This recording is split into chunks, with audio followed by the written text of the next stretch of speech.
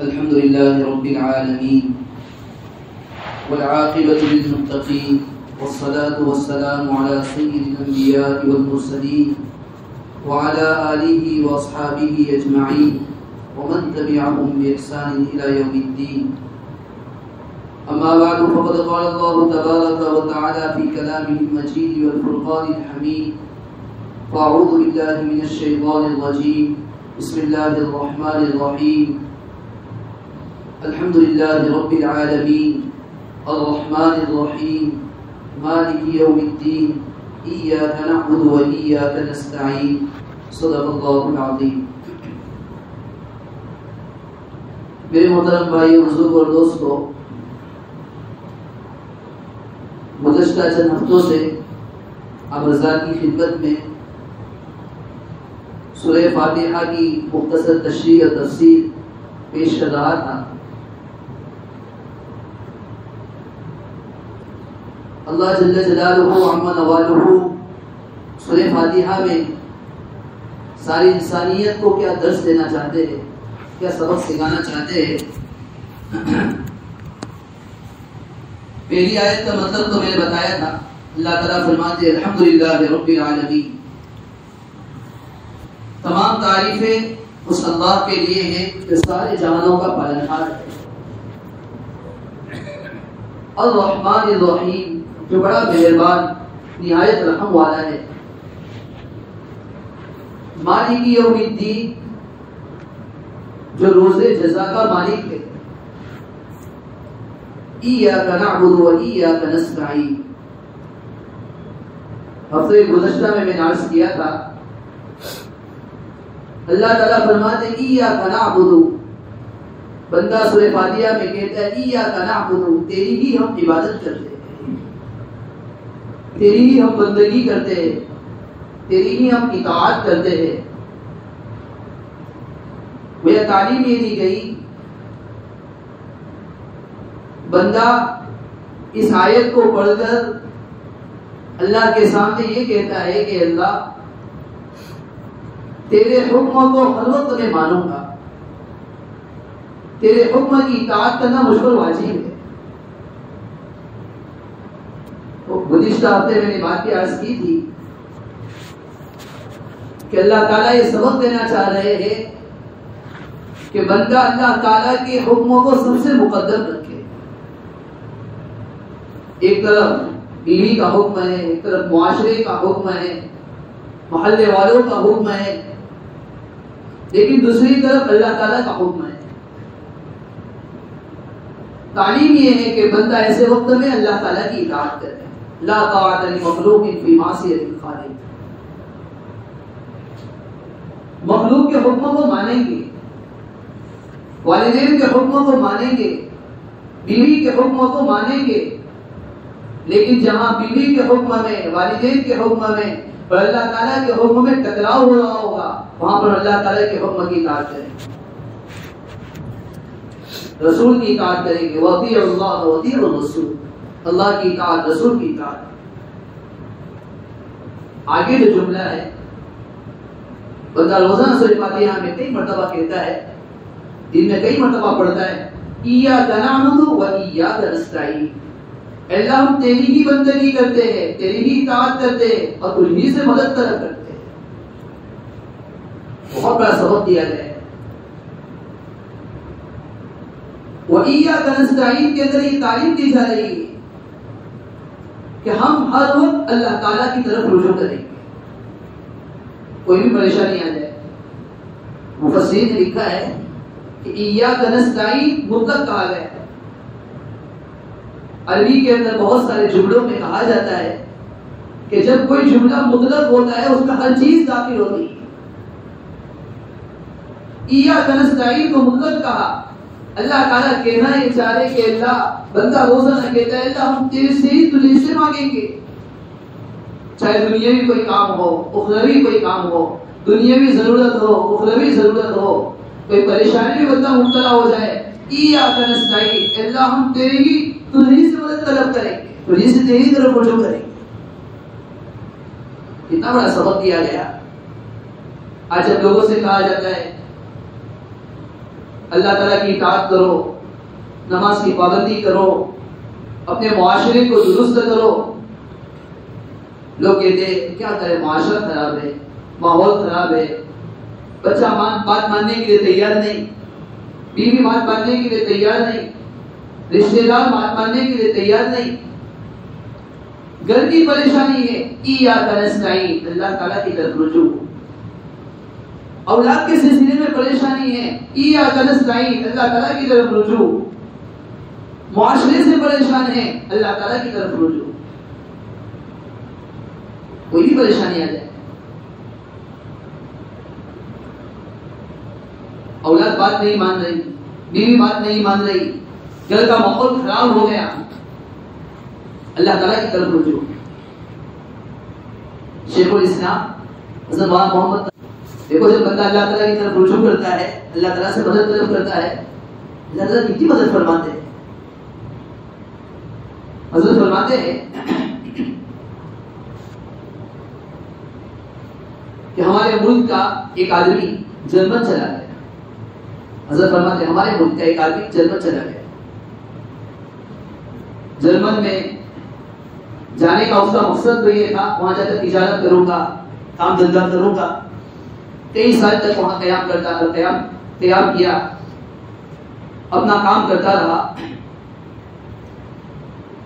ایک دن ایک جرمنی عورت سے اس کا تعلق ہو گیا، یہاں تک کہ اس کا یہ تعلق قائم رہا، پھر اسی عورت کے ساتھ اسے نکاح کر دیا۔ یہ عورت عیسائی تھی اور ان کے ملک سے جانے والا جو آدمی تھا وہ تو مسلمان تھا، کئی سال تک اسی طرح زندگی گزاری۔ اللہ تعالیٰ نے انہیں بچہ عطا فرمایا، ایک بیٹا ان کے یہاں پیدا ہوا۔ کچھ عرصہ گزرا، یہ شوہر اپنے گھر میں داخل ہوا، دیکھا کہ میری بیوی جو کہ عیسائی ہے میرے بیٹے کو عیسائی مذہب کی تعلیم دے رہی ہے۔ اگر شوہر کا حال بھی یہ تھا کہ نماز کا اہتمام تھا، نہ روزے کا اہتمام تھا، نہ زکات کا اہتمام تھا، لیکن تھا مسلمان۔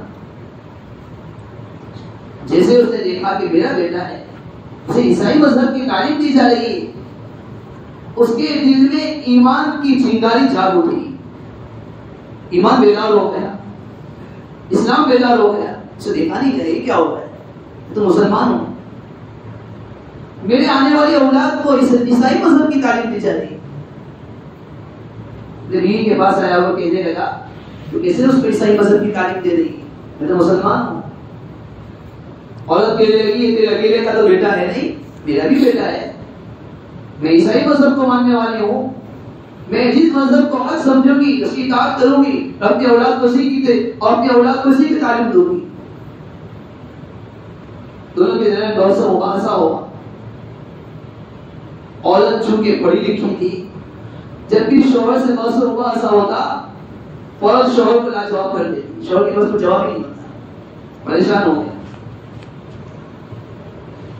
حضرت مولانا تقی عثمانی سرکار برکاتہ فرماتے ہیں ایک مرتبہ سے مجھے خط لکھا اور خط میں پورا واقعہ سنایا اور کہا کہ حضرت اس سے میں بہت پریشان ہوں، میری اولاد کو عیسائی مذہب کی تعلیم دی جا رہی ہے، میں کیا کروں؟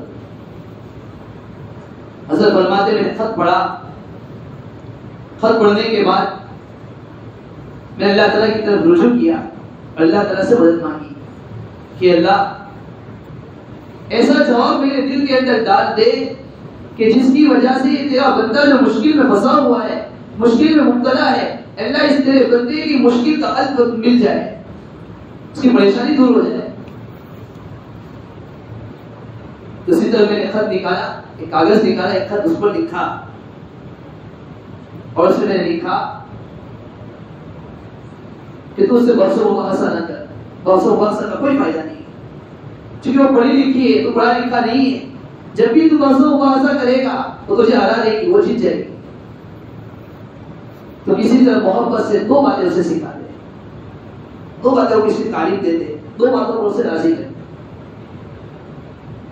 ایک بات تو یہ کہ اسے یہ کہ میری کتاب ہے، عیسائیت کیا ہے، کتاب کا نام ہے، انگریزی میں بھی چھپ چکی ہے، اس کتاب کا تو مطالعہ کریں، عورت کو اس کو لازم کرتے ہیں۔ اور دوسرا عورت سے یہ کہ تو روزانہ جب رات کو بستر پر جائے تو بستر پر جا کر اللہ تعالیٰ سے دعا کر۔ کیا دعا کر کہ اللہ میں عیسائی مذہب پر ہوں، اگر تیرے نزدیک عیسائی مذہب حق ہے تو اللہ مجھے اس پر قائم فرما دے، مجھے اس پر جمع دے، اور یہ کہ اللہ اگر دین اسلام حق ہے تو مجھے عیسائی مذہب چھڑا کر دین اسلام کی طرف مائل کر دے اور دین اسلام پر مجھے جمع دے۔ روزہ نے دعا کیا، وہاں سے خط آیا، جواب آیا کہ دونوں باتوں پر میں نے عورت کو راضی کر لیا ہے، اور عورت نے دونوں کتاب کا مطالعہ بھی شروع کر دیا اور روزانہ رات کو ہی دعا بھی کرتی ہے، تو اللہ تعالیٰ کی طرف ایک طرف یہ بھی رجوع کر رہی ہے۔ پھر کچھ دن کے بعد خط آیا کہ حضرت اس کا حال تو ابھی بھی ایسا ہی ہے، ماننے کے لیے تیار عیسائی اسلامی مذہب کی طرف آنی نہیں ہے۔ حضرت فرماتے میں نے خط دیکھا، فکر کرنے کی ضرورت نہیں ہے، جو دو کام بتائے اس پر عمل کرتے رہو، میں بھی اللہ تعالیٰ کی طرف رجوع کرتا رہوں۔ حضرت فرماتے ہیں ایک وقت گزر گیا، ایک دن اس کا خط آیا، اس خط کو پڑھ کر میں دنگ رہ گیا۔ اس خط میں لکھا ہوا تھا کہ حضرت آپ نے تو اللہ تعالیٰ کا مشاہدہ، اللہ تعالیٰ کو آپ نے دلائل کے ذریعے سے دیکھا ہے، ہم نے تو اپنی آنکھوں سے اللہ تعالیٰ کو دیکھ لیا ہے۔ آج تک آپ نے اللہ تعالیٰ کا مشاہدہ کیا دلائل کے ذریعے سے، ہم نے اپنی آنکھوں کے ذریعے سے اللہ تعالیٰ کا مشاہدہ کیا ہے۔ تو اس میں واقعہ لکھا تھا کہ ایک مرتبہ کسی یونیورسٹی میں امتحان کے لیے میری بیوی جا رہی تھی، میں بھی ساتھ میں تھا۔ امتحان انس رضی اللہ عنہ فرماتے ہیں ابھی اس عورت کے جملے پورے بھی نہیں ہوئے تھے، اس بچے نے حرکت کرنا شروع کر دیا اور بچے نے اپنے ہاتھوں سے اپنے جسم پر جو کفن تھا اس کفن کو ہٹایا۔ یہ دعا کا کرشمہ، یہی یا کنستائی ہم روزانہ اللہ تعالیٰ سے عرض کرتے ہیں، تجھے سے ہم مدد طلب کرتے ہیں، واقعہ اللہ کے سامنے آ کر اپنی پیشانی کو جھکائے، اپنے ہاتھوں کو پھیلائے، اپنی ضرورتوں کو اللہ کے سامنے پیش کرے۔ حدیث میں کہا گیا الدعاء مخ العبادہ، دعا عبادت کا مغز ہے، عبادت کی اصل ہے، عبادت کا جوہر ہے۔ مفسرین شعبہ حدیث نے لکھا ہے دعا کو عبادت کا مغز کہا گیا۔ جس طرح عبادت کرتا ہے بندہ، اللہ کی عبادت کرتا ہے، اللہ کے سامنے اپنے آپ کو جھکاتا ہے، اللہ کی پرستش کرتا ہے، دعا میں بھی یہ چیز حاصل ہوتی ہے۔ اسے کہ دعا کرتا ہے کیا سوچ کر دعا کرتا ہے، یہی سوچ کر دعا کرتا ہے اللہ میری ضرورتوں کو تو تو ہی پورا کرنے والا ہے، میری پریشانیوں کو تو تو ہی حل کرنے والا ہے، میرے پاس تو تیرے علاوہ کوئی ماؤں بچہ ہے ہی نہیں، میرے ٹھکانے کی جگہ تو ہے، سب کچھ میری دلوں کی باتوں کو جانے والا تو ہے۔ تو جس طرح جو چیز عبادت سے حاصل ہوتی ہے وہی چیز دعا سے بھی حاصل ہو جاتی ہے۔ ایک مرتبہ ایک فقیر ایک بادشاہ کے پاس آیا اپنی ضرورتوں کو مانگنے کے لیے۔ جیسے ہی بادشاہ کے گھر میں داخل ہوا دیکھا کہ بادشاہ وقت ہے لیکن اپنی پیشانی کو اللہ کے سامنے سجدے میں جھکایا ہوا ہے اور اللہ کے سامنے اپنی ضرورتوں کو مانگ رہا ہے۔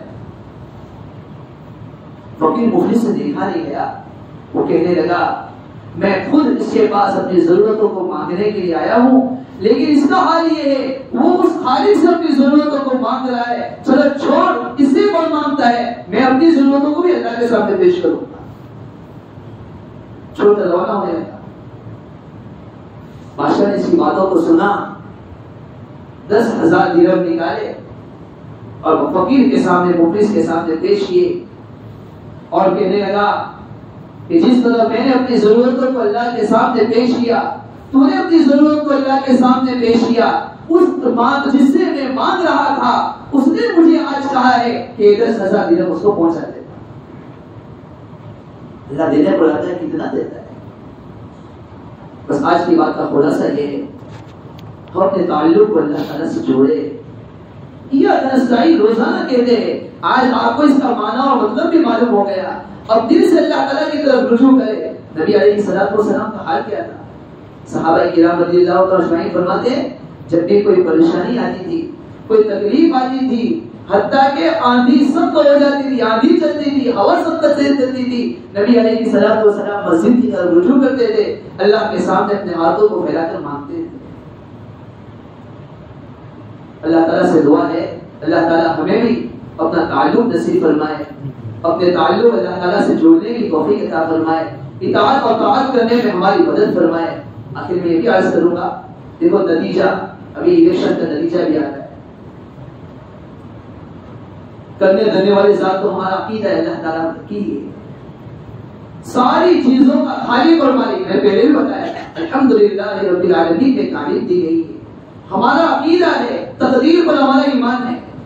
آمنت باللہ وملائکتہ وکتبہ ورسلہ والیوم الآخر والقدر خیرہ وشرہ من اللہ. اچھی اور بری تقدیر سب اللہ کے قبضے میں, ہمیں تو سب اللہ پر چھوڑ دیا ہے.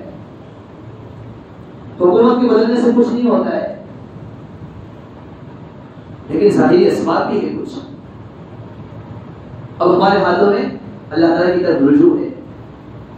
ہم دعا کریں اللہ ہمارے لیے, پوری امت مسلمہ کے لیے, پوری انسانیت کے لیے, ہمارے ملک کے لیے جو بہتر ہو, جو لوگوں کو انصاف کرنے والا ہو, لوگوں کی خیر خواہی کرنے والا ہو, لوگوں کے حقوق کو ادا کرنے والا ہو, اللہ ایسے آدمی کو ہمارے لیے منتخب فرمائے. اور ہر ایسے آدمی سے ہماری حفاظت فرما دے جو ہماری عزتوں کو لوٹنے والا ہو, ہماری عورتوں کی عزتوں کو پامال کرنے والا ہو, اور اللہ تیری شریعت کی پر ہاتھ مارنے والا ہو. اللہ ایسے آدمی سے ہم سب کی حفاظت فرمائے. اللہ تعالیٰ شانوں سے دعا ہے اللہ تعالیٰ جو کچھ کی دعا ہے سب کو اس پر عمل کرنے کی توفیق عطا فرمائے. آمین.